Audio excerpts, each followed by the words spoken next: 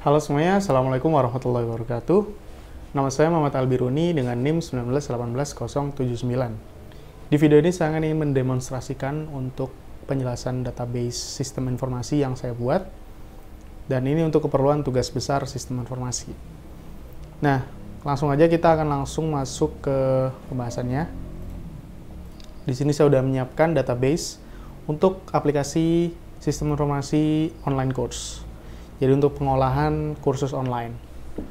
Nah, jadi kita akan masuk ke tabel pertama, yaitu kategoris.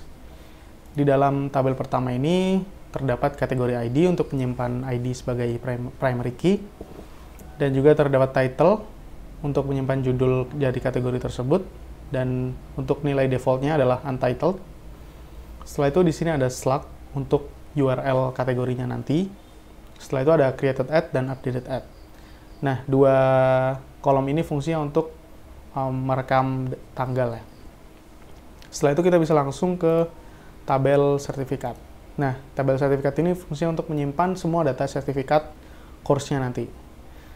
Nah, di sini dia memiliki relasi dengan course, ditandai dengan foreign key-nya course ID di sini. Nah, di sini ada sertifikat ID sebagai primary key. Setelah itu di sini ada title untuk judul sertifikatnya. Setelah itu di sini ada media ID untuk menyimpan ID dari media, karena kita akan mengambilnya dari tabel media. Nah, setelah itu kita bisa langsung masuk ke tabel course. Nah, di sini tabelnya lumayan kompleks. Nah, untuk course ini kita memiliki satu primary key, yaitu course ID. Setelah itu ada title untuk menyimpan judul dari course-nya. Setelah itu ada media ID untuk menyimpan media atau gambar dari course-nya, atau thumbnail ya. Setelah itu ada type untuk menyimpan tipe dari course-nya. Setelah itu ada status, price, level. Nah, ini level untuk level course-nya nanti, bisa beginner, intermediate, atau expert. Nah, setelah itu di sini ada description untuk menyimpan keterangan dari course-nya. Setelah itu di sini ada kategori ID, di mana kategori ID ini akan diambil dari tabel kategori, nah yang nantinya dia akan memiliki relasi.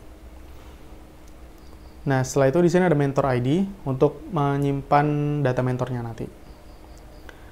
Oke, setelah itu kita bisa langsung masuk ke tabel discount. Nah, di dalam tabel diskon ini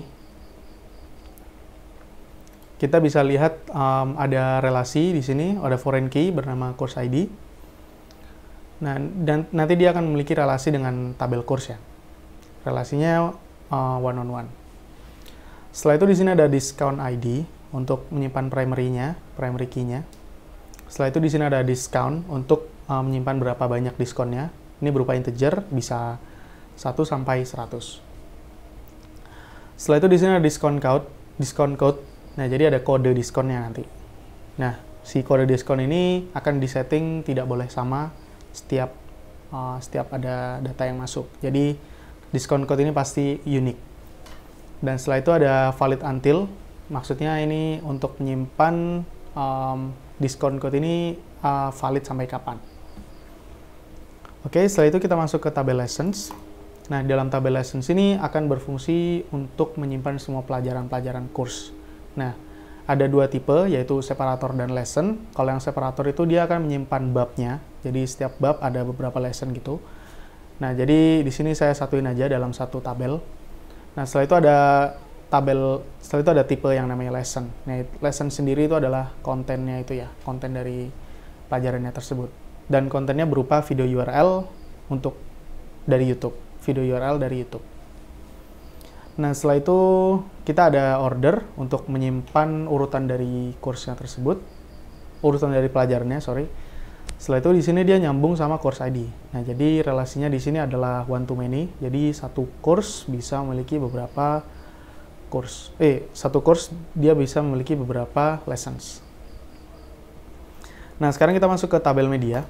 Di sini ada media ID sebagai primary key, terus ada title, ada alt text untuk alternatif text-nya. Dan di sini ada media URL untuk menyimpan URL dari media tersebut. Dan ini disimpan di dalam Laravel-nya langsung, jadi self-hosted. Jadi nanti manggil lewat URL public gitu ya.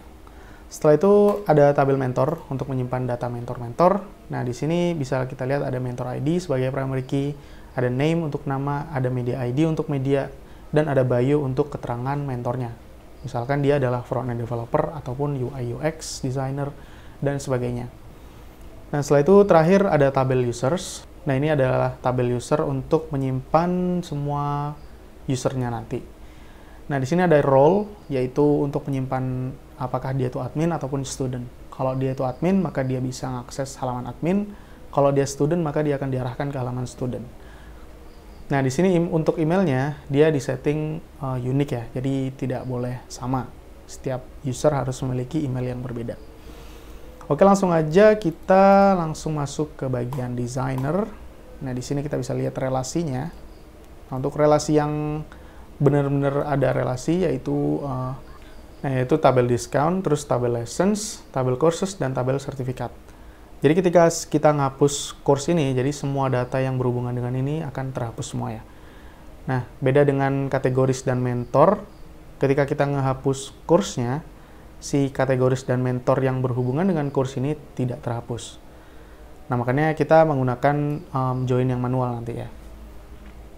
Nah, setelah itu di sini ada media, sama kasusnya ketika kita menghapus data di course ini, si media tidak kehapus. Nah, jadi kita melakukan relasi yang manual.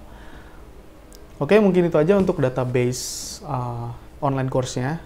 Terima kasih. Assalamualaikum warahmatullahi wabarakatuh.